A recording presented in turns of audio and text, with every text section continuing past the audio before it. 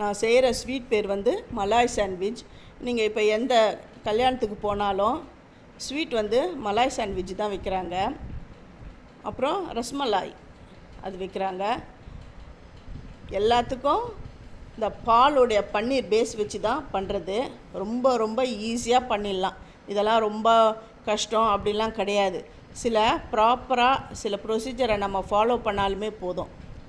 இதை வந்து ஈஸியாக பண்ணிடலாம். அவ்வளோ கஷ்டம்லாம் கிடையாது. இதோடைய வீடியோவுடைய கிளியராக வேணும் அப்படின்றவங்க என்னுடைய சேது சித்ரா கிச்சனில் போய் பாருங்கள். அப்படியே பார்க்குறவங்க ஃபஸ்ட்டு சப்ஸ்கிரைப் பண்ணலைன்னா சப்ஸ்கிரைப் பண்ணுங்கள். ஆல் என்ற ஆப்ஷனை தொடுங்க. அப்போ தான் நான் போகிற ஒரு வீடியோவுடைய நோட்டிஃபிகேஷன் உங்களுக்கு காட்டும். இதை பாருங்கள் எவ்வளோ ஸ்பாஞ்சியாக இருக்குது. இது ஈஸியாக பண்ணிடலாம். இது அவ்வளோ கஷ்டம்லாம் கிடையாது. பாலை திரித்து அந்த பன்னீரை நல்லா மேஷ் பண்ணணும். அந்த பன்னீர் பிசைறதுல தான் இருக்குது. இதெல்லாம் கடையில் போய் நீங்கள் வாங்க போனீங்கன்னா எவ்வளோ ரேட்டாக ஆகும் தெரியுமா?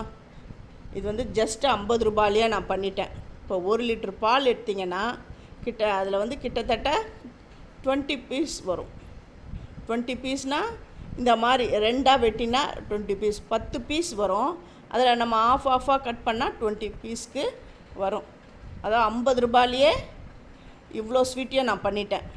இதை நீங்கள் கடையில் வாங்க போனீங்கன்னா எவ்வளோ ஆகும் அப்படின்றத என் கமெண்ட்டில் சொல்லுங்கள்.